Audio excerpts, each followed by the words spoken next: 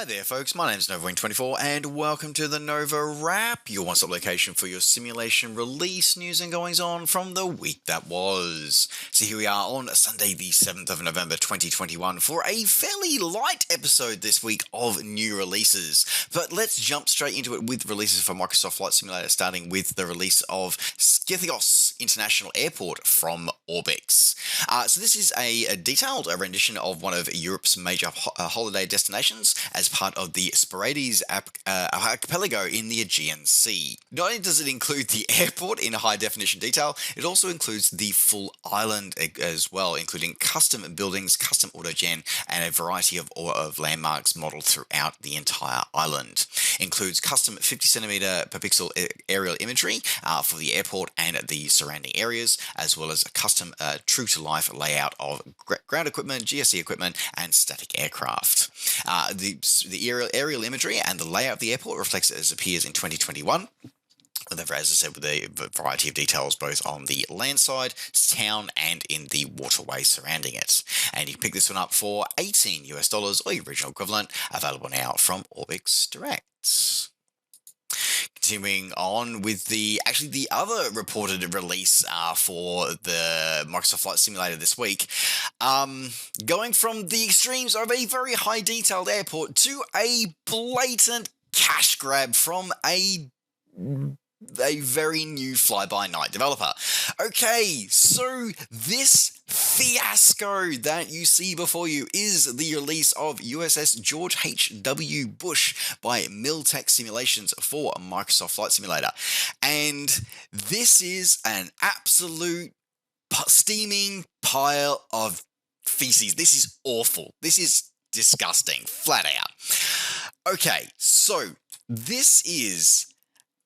I can't believe this. I really can't. Okay, so this is apparently a highly detailed rendition of CVN 77 USS George H.W. Bush aircraft carrier with full PBR texturing, with a fully functional catapult and arrestor cabling system, which allows you to work with any aircraft from a fighter jet to a Boeing 747.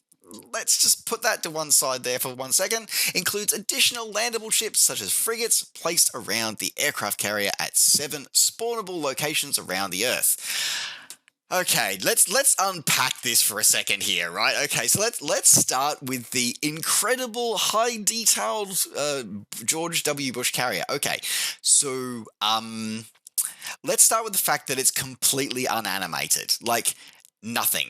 Radars, antennas, nothing moves, okay? Nothing at all moves. Not even the elevator deck on a time, or the elevators, the aircraft elevators, they don't even move. Absolutely nothing. This is a fixed static object. That's it. Okay, let's start with that. And quite frankly, looking at it, I'm pretty sure I'm pretty sure I know the model of this. But it's like they've literally just ported. I'm guessing they've probably just thrown it into Model Converter X and spat out a scenery object and gone, that'll do. I'm pretty sure that's exactly what they've done.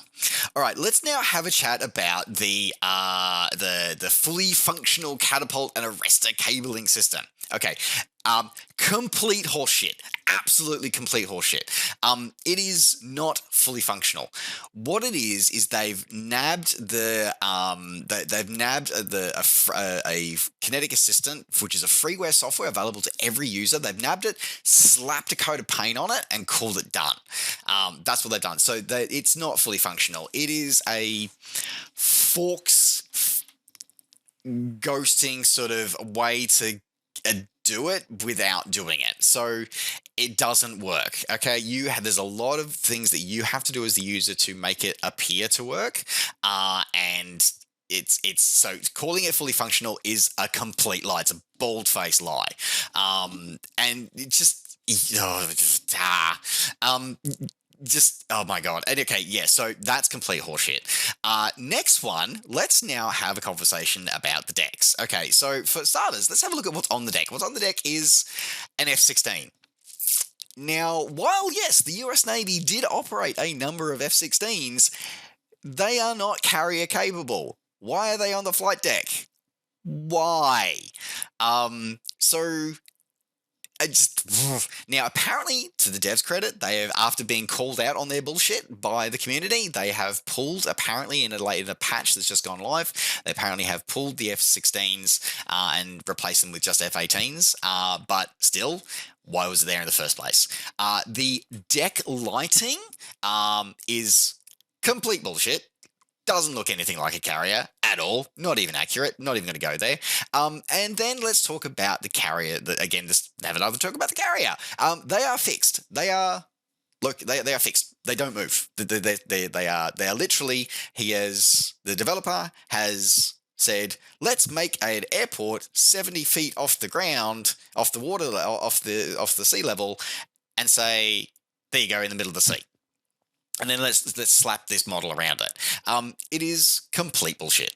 This is not a fully functional carrier. These are static scenery objects. This is a blatant rip-off of the community. This is a blatant. This is them blatantly stealing your money. Quite frankly, it disgusts me for a variety of reasons. Not least of all because the developer has even turned around and said they will not make it movable. No, not doing it. No plans to ever do it, even though that should be coming in the future and there are ways to do it. They've just flat out said, no, we're not doing it. Not going to animate anything. No, stuff yes. And they're charging $20 for this. This is disgusting. Like, this is unbelievably, like, this is criminal is what this is. The thing that what really gets me and what annoys me so much about this is that there is two freeware packs actually out there that include a variety of carriers from a variety of navies that do a far better job of doing this than this does.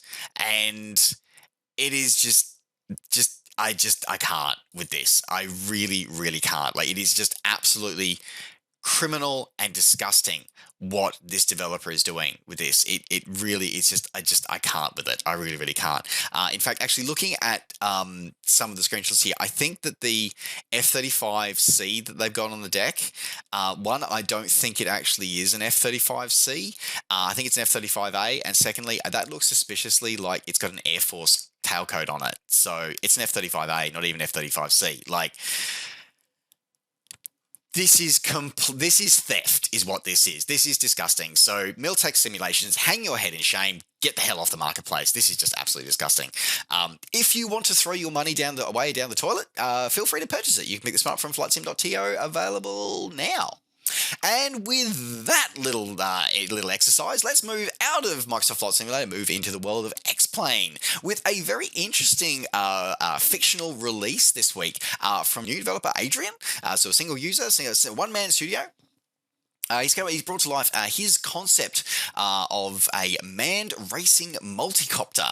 The developer is a real life drone pilot and has sort of been looking at some of the trends and some things that we see here in real world aviation.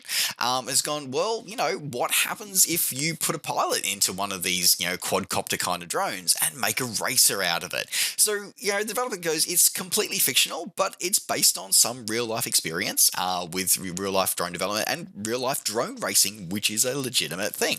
This is a really interesting sort of thing for this one. So it goes through, it makes a couple of assumptions. The developer goes through here, there, and says that it would, it's got a flight time based on battery life, sort of near future battery life. However, it includes custom realistic flight dynamics based on drone research using actual drones and sort of similarly sized drones. Includes custom visual and audio effects for the helmet, for flying with the helmet on. Includes custom 4K PBR textures throughout with 8 liveries included with and being fully compatible with VR.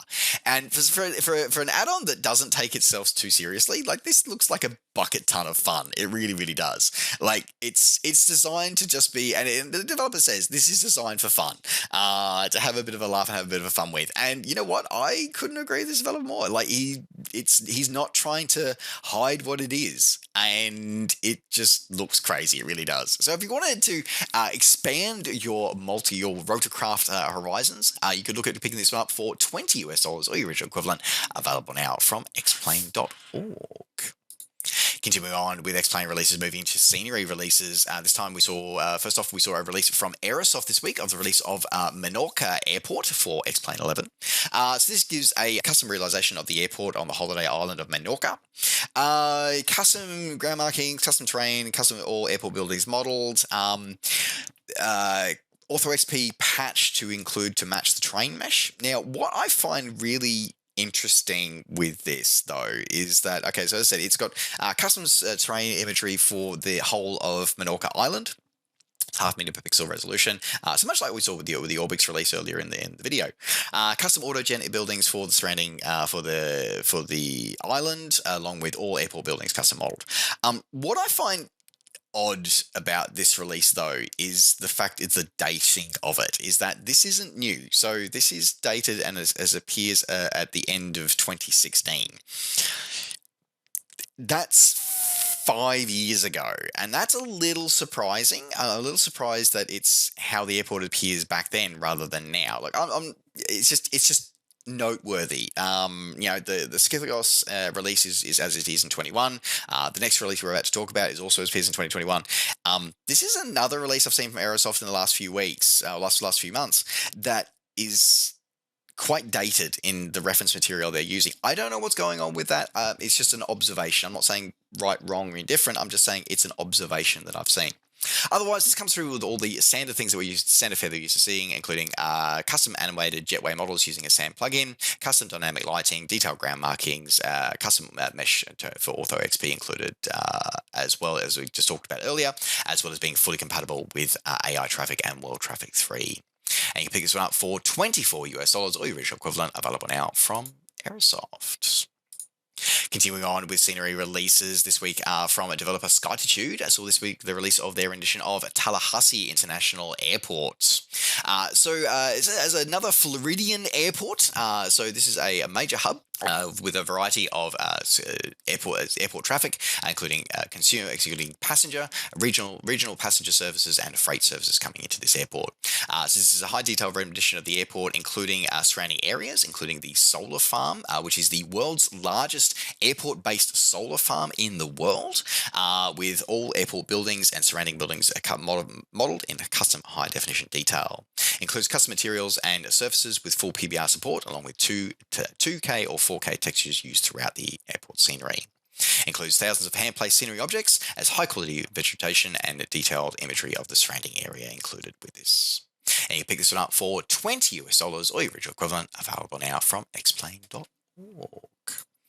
And rounding out the NovaWrap as we move out of the flight sim world into the world of the permanent way to round out the simulation release news for this week. So this week, the release of the latest train route for Train Sim World 2 with the release of West Cornwall Local, Penzance to St Austell and St Ives routes. So this is a rendition of the Cornish Main Line, which originally opened in 1867 with a wide gauge and continued in continuous service ever since. This is a modern rendition, this is a rendition of the line as it appeared during the 1990s, including with a highly detailed rendition of 44 miles of route between Penzance and St Austell, including the St Ives branch. Includes a number of trains, includes the British Rail Class 150/2 and Class 37/5. So the 150 in the Regional Railways livery and 37/5 in the Rail Freight livery, along with a variety of custom rolling stock with custom modelling included with this as well.